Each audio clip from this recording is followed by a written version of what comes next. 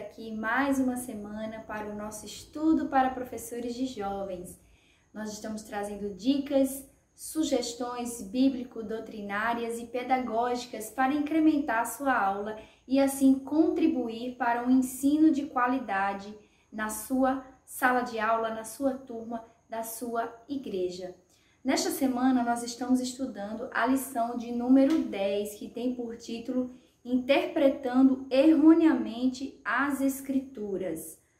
A lição tem por texto principal o livro de Êxodo, capítulo 17, versículo 7, que diz o seguinte: E chamou o nome daquele lugar Massá e Meribá, por causa da contenda dos filhos de Israel, e porque tentaram ao Senhor, dizendo: Está o Senhor no meio de nós ou não? Êxodo capítulo 17, versículo 7, como já foi mencionado. E o resumo da lição, que diz o seguinte: a segunda tentação pela qual Jesus passou nos remete a interpretar e aplicar mal um texto das Escrituras, tentando forçar Deus a fazer a nossa vontade. Os objetivos centrais da lição são mostrar a mudança de cenário da tentação de Jesus, explicar como o inimigo distorceu a palavra de Deus e conscientizar os seus alunos de que não podemos seguir o exemplo do povo de Deus no deserto. Então, essa é a lição que nós trabalharemos neste domingo, dia 5 de junho de 2022.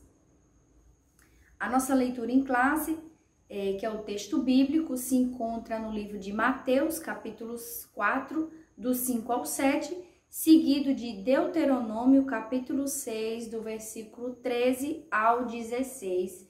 E você pode ler em sala com os seus alunos de forma alternada, sorteada ou voluntária. Fique à vontade.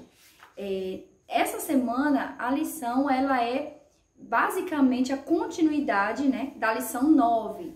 A lição 9, que fala sobre a tentação, né, de transformar as pedras em pães, que também foi uma tentação, né, que Jesus passou durante o período de seu ministério, uma tentação diretamente provocada pelo próprio inimigo, né? Pedras poderiam se tornar em pães, e a lição 9. E a lição que se segue é esta lição de número 10, que tem por título Interpretando erroneamente as Escrituras. Então, essa lição, em continuidade, né, ao que trabalhamos na semana anterior, ela apresenta aqui a segunda tentação de Cristo, provocada pelo inimigo, que era exatamente a tentação de lançar-se, né, do pináculo do templo. Nós vamos ver com maiores detalhes.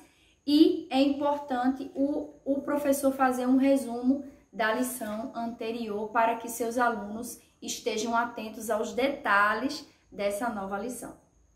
Nossa lição tem dividido em 3 tópicos, né, como é de costume. Ela tem aqui o tópico 1, que diz mudando o cenário da tentação, seguido do subtópico 1, na cidade santa, subtópico 2, se és filho de Deus, subtópico 3, lança-te daqui abaixo. No nosso tópico 2, temos distorcendo a palavra de Deus, subtópico 1, anjos vão guardar você, subtópico 2, os milagres são obrigatórios, subtópico 3, posso mesmo fazer o que eu quiser? E por fim, o nosso tópico 3, que é o povo no deserto. Subtópico 1, Deus está conosco mesmo? 2, não tentarás ao Senhor. 3, por Deus a prova é uma tentação.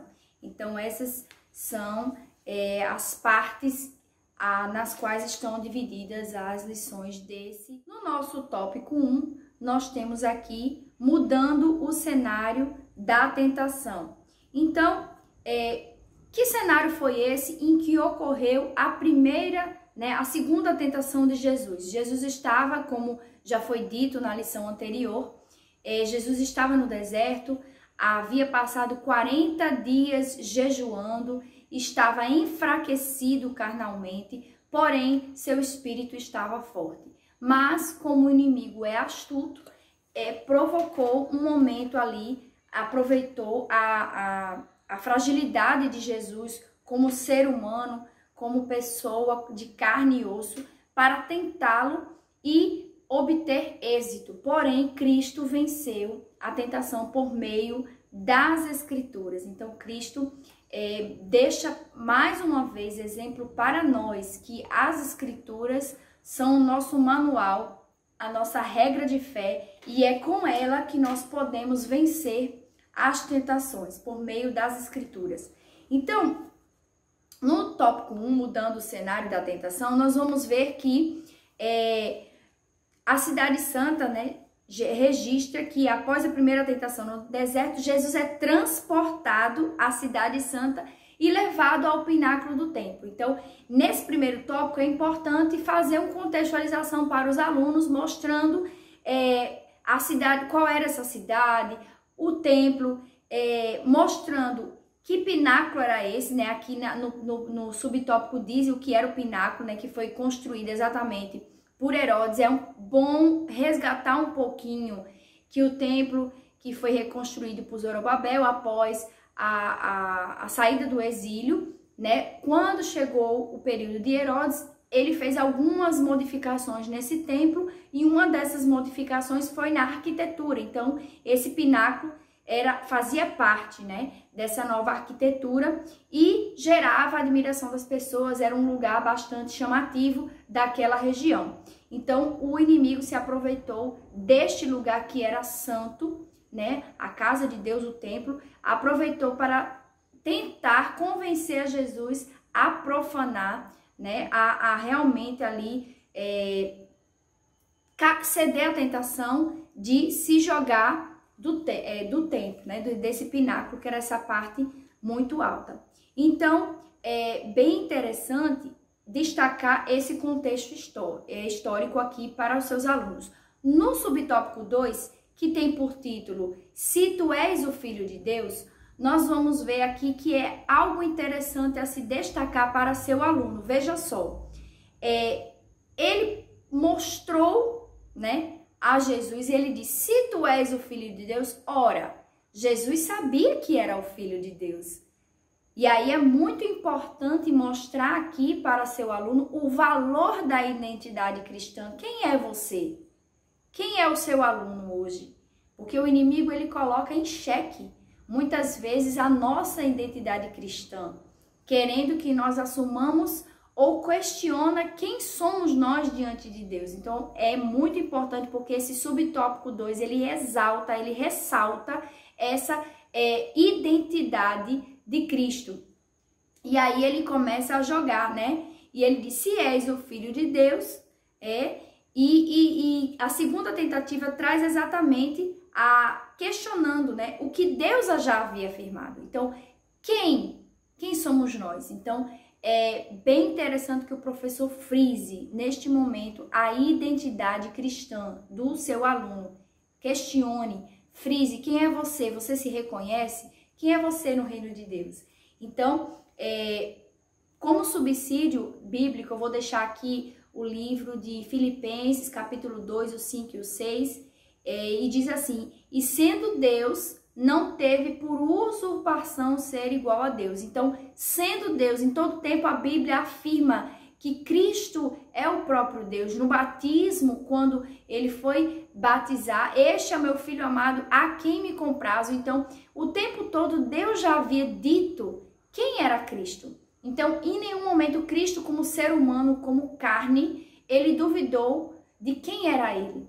Mas o inimigo quis sim colocar em xeque, quis sim colocar a dúvida, a condição ali, para que ele realmente pudesse, em algum momento, titubear e realizar aquela prática que ele havia intentado. Então, é importante destacar. Destaque aqui a identidade. No tópico 3, né, o subtópico diz, lança-te daqui abaixo. Ele não coloca, né, Jesus lá no pináculo, como diz a lição, no pináculo empurra Jesus. Ele deixa a decisão para Cristo. Então, é muito interessante porque, mais uma vez, eu vou tocar num ponto que os professores podem resgatar para seus alunos em sala de aula.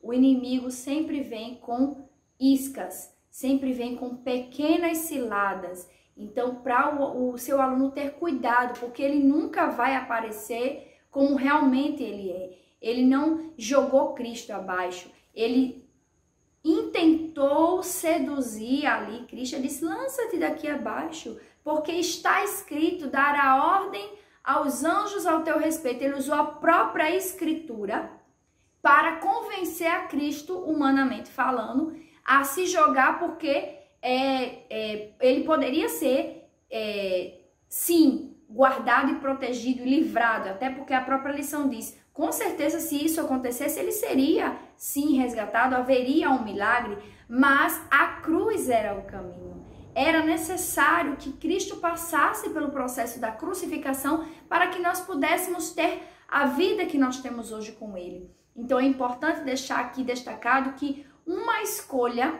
errada pode realmente influenciar todo um futuro. Imagina se Cristo tivesse aceitado essa proposta. Claro que, como Deus, jamais ele aceitaria. Mas e se ele tivesse aceitado? Poderia ter sido, sim, livrado pelos anjos. Com certeza poderia ter sido, não teria morrido. Mas aonde estaria a cruz? Aonde estaria a glória? E aí é importante mostrar aqui, né, e frisar nesse ponto.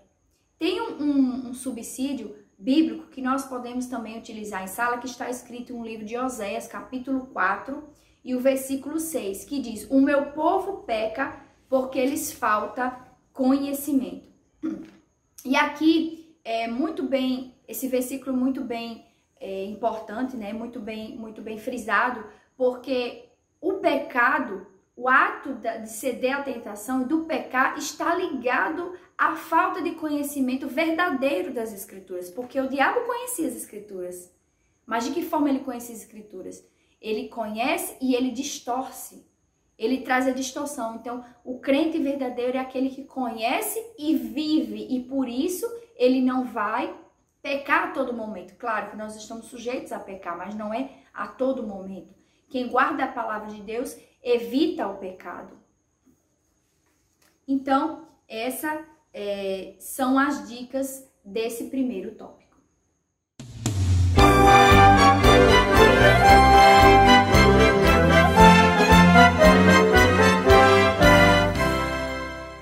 Agora vamos para o nosso momento EBD. Caro professor, nunca esqueça de mencionar no domingo, durante a semana, o momento EBD na sua escola, na sua congregação, na sua igreja. Faça esse momento 5, 10 minutos, utilize durante o culto para convidar os irmãos, os outros congregados que ainda não fazem parte da EBD ou que por algum motivo estão afastados, a participarem desta escola maravilhosa. Você pode trazer um pequeno resumo da lição, você pode fazer um convite, entregar para esse irmão, para essa irmã, ou ainda pedir um espaço no momento do culto para você divulgar o tema central da lição, o que nós estamos estudando, qual é a importância desse tema, convidando todos os irmãos a participar. Olha que bênção, imagina o seu convite ter resultado no domingo. Chega lá aquele irmão que não participa, começar a participar, aquele jovem que ainda não frequenta a EBD, passar a frequentar. Então é um momento muito importante. Participe, convide o seu irmão para participar da EBD durante a semana. Amém?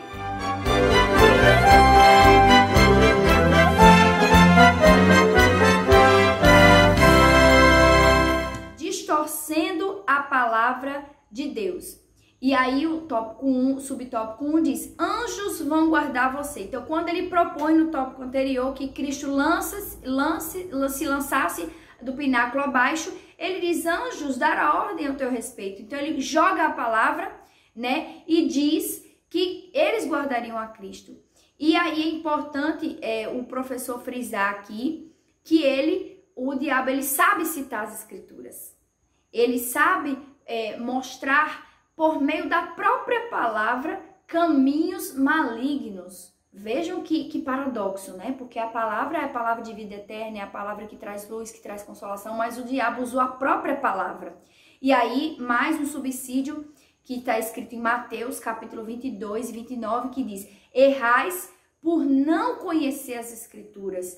E aí, esse versículo vai coincidir com o de Oséias, porque o erro, o pecado, vem exatamente pela falta de conhecimento verdadeiro. Nós vamos ver mais adiante que conhecer as Escrituras só de decorar não basta. É preciso viver a palavra. É preciso conhecer de vivência, conhecer de experiência. E aí é importante deixar isso bem claro para seus alunos, porque o que seria, né, do cristão sendo um mero reprodutor, um mero de vãs repetições mecânicas da palavra? Se ele não vivenciar a palavra, ele vai ser como um sepulcro caiado, vai ser como alguém que está ali, um sino que retine e um sino que ressoa, e ele não vai ter oportunidade de viver o evangelho verdadeiro. Então, deixe isso frisado para seus alunos. No subtópico 2, que diz o seguinte: os milagres são obrigatórios. Aqui é muito importante frisar, principalmente, professor, para os dias de hoje, em que há um evangelho em que é baseado nas bênçãos, um evangelho baseado na promessa cumprida, um evangelho baseado nos bens, um evangelho baseado naquilo que realmente está ligado à vida terrena, um evangelho terreno. E aqui é muito importante frisar que muitas vezes achar que aquilo que não tem milagre, que não tem uma grande explosão de bênçãos, não é da parte de Deus. Ora, o Senhor está conosco em todos os dias, em todo o nosso cotidiano. A bênção de saúde, de levantar de manhã, já são milagres que nós vivenciamos. Já são momentos que nós temos ali de agradecer ao Senhor. Mas o inimigo, ele coloca em nossas mentes, né? E sempre até usando a palavra, e que nós temos que vivenciar isso todos os dias de forma miraculosa, de forma mirabolante, quando na verdade não é assim. O Deus que faz está no fogo, ele também está na brisa. Então é importante destacar para os alunos que os milagres podem sim acontecer em nossa vida, devem acontecer, todos devem vivenciar milagres, mas que isso não move a vida do crente. A vida do crente é uma vida de intimidade com o Senhor, uma vida de experiências, de crescimento espiritual, de fruto do Espírito gerado em nossas vidas. Então, se Cristo cedesse à tentação, poderia realmente ser guardado pelos anjos, mas a mensagem do Evangelho não seria divulgada. Então, a mensagem do Evangelho não pode ser apenas um espetáculo, como diz a lição. E Cristo não queria vir ao mundo como espetáculo, ele queria vir ao mundo como cruz, como experiência de vida, como tocar o íntimo das pessoas. Era esse o evangelho verdadeiro, e o diabo queria distorcer essa verdade. E o subtópico 3 diz assim: posso fazer o que eu quiser? A segunda tentação mostra que não podemos fazer a nossa própria vontade. Se oramos, seja feita a tua vontade, tanto na terra como no céu. Esse versículo é muito importante, porque é uma oração. E Jesus nos ensina a orar buscando a vontade do Senhor. Então, nós não temos o direito de realizar, né, algumas ações interpretando erroneamente as Escrituras.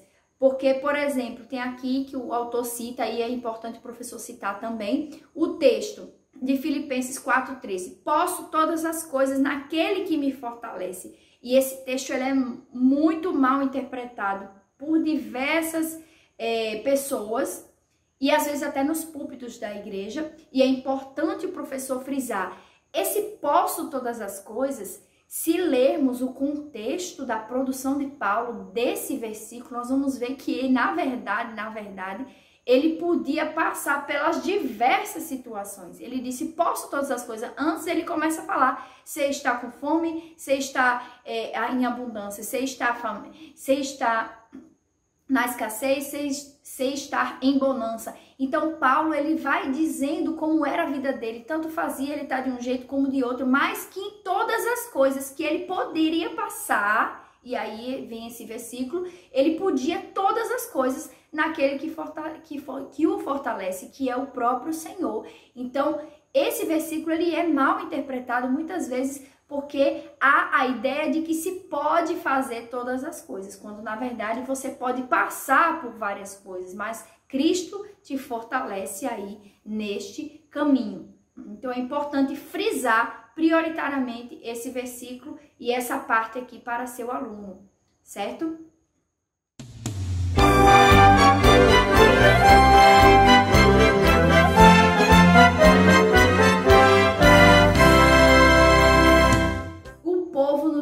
Interessante que nós falamos aqui da segunda tentação de Jesus e esse episódio ele remete a um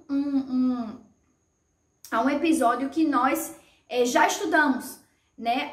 Nós já estudamos, eu vou ver aqui, na lição 4, Desafiando Deus no Deserto. Então, já havia sido estudado por nós e aqui é retomado de forma muito interessante porque tem a ver com a lição de hoje e é importante o professor também fazer um pequeno resgate. Vocês lembram, né, aqui desse momento em que nós já estudamos isso, né, aquele período da história do povo de Israel no deserto, em que eles pediam água, né, e houve aí a dúvida, Deus está conosco mesmo, né? Está o Senhor no meio de nós ou não? Segundo Êxodo 17:7. Então, houve no coração dos israelitas, no coração dos hebreus, a dúvida se Deus estava com eles ou não. E isso entristeceu o Senhor, porque o Senhor havia prometido guiar o povo durante toda a trajetória do deserto, mas por alguma situação, alguma circunstância adversa, o povo duvidou da presença do Senhor.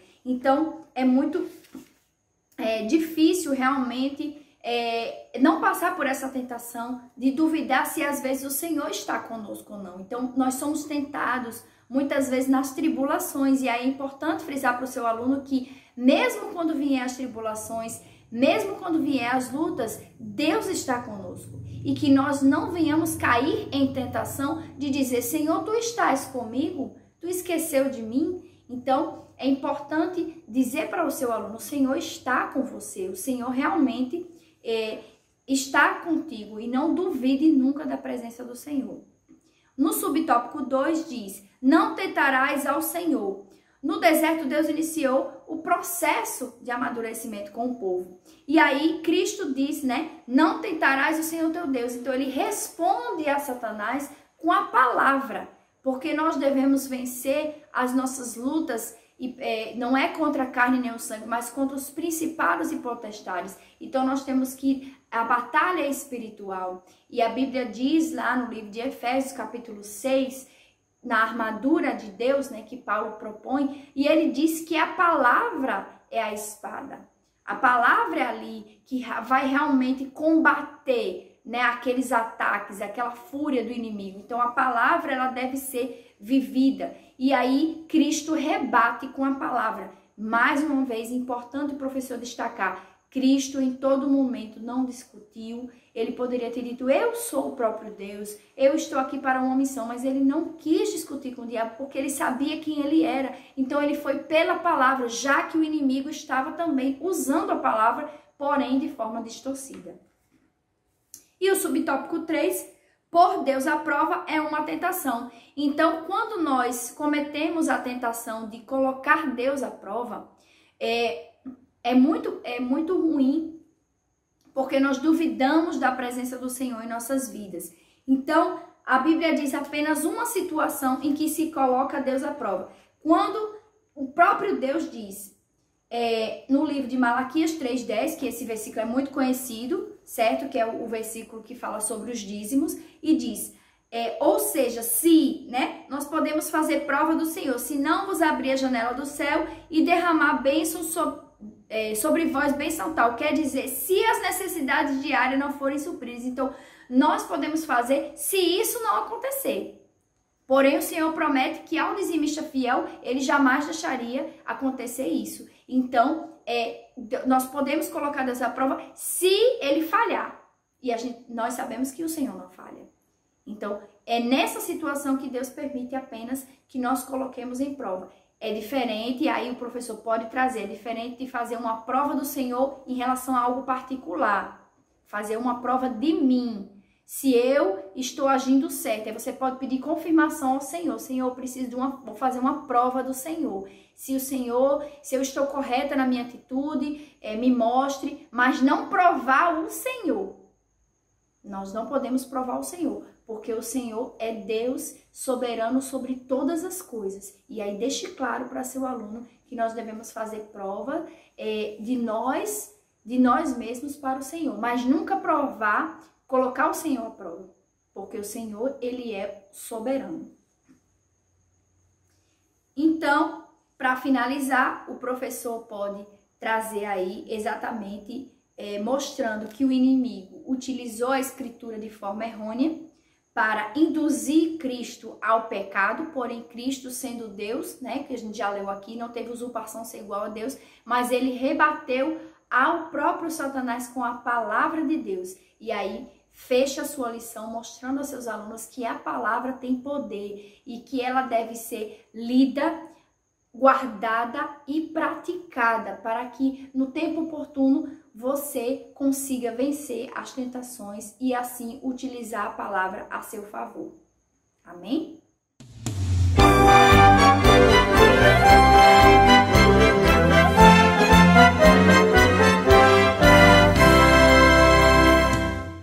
Para o nosso subsídio pedagógico, durante esta semana nós temos algumas dicas. Lembrando que nós temos um grande subsídio ao longo do trimestre. Nosso subsídio do trimestre escolhido para esta lição foi a produção do manual para vencer as tentações. Sua turma já está produzindo? É muito importante que os alunos produzam esse manual, porque vai ficar como acervo para que eles possam a cada semana produzir, colocar ali resumos, colocar as dicas. Tem aluno que está fazendo mapa mental, tem aluno que está fazendo em forma de desenho, tem aluno que está fazendo em forma de resumo. Então, que eles vão produzir um material rico e você, professor, pode auxiliar nesse processo. Amém? Então, fica a dica, não esqueça sempre de relembrar o seu aluno durante esse subsídio trimestral. Então, nosso subsídio pedagógico, nós temos aqui algumas dicas, algumas sugestões para incrementar a sua aula no domingo. Nós temos aqui uma excelente proposta, né, do nosso orientação pedagógica, o nosso subsídio pedagógico da lição, certo?